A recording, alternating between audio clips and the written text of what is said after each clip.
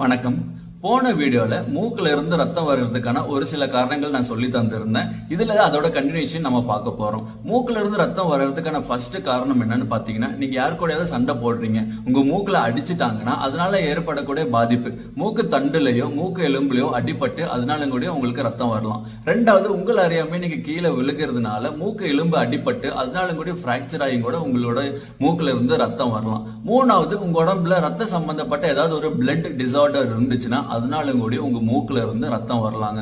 நாலாவது, உங்க உடம்புல ரத்தம் வரையாம இருக்கிறதுக்கு மாத்திரைகள் ஏதாவது சாப்பிட்டு இருக்கீங்கன்னா அந்த மாத்திரைகள்னாலும் கூட உங்களுக்கு மூக்குல இருந்து ரத்தம் வரலாங்க. நான் சொன்ன இந்த காரணங்கள் எல்லாமே மூக்குல இருந்து ரத்தம் வர்றது தாங்க.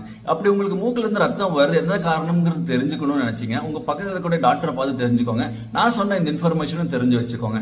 இன்னும் பல தகவல் இதை பத்தி நான் அடுத்த வீடியோல சொல்லி தர போறேன். என் சேனலுக்கு இன்னும் நீங்க சப்ஸ்கிரைப் பண்ணலன்னா மறக்காம சப்ஸ்கிரைப் பண்ணுங்க. அடுத்த வீடியோல நான் உங்களை சந்திக்கிறேன்.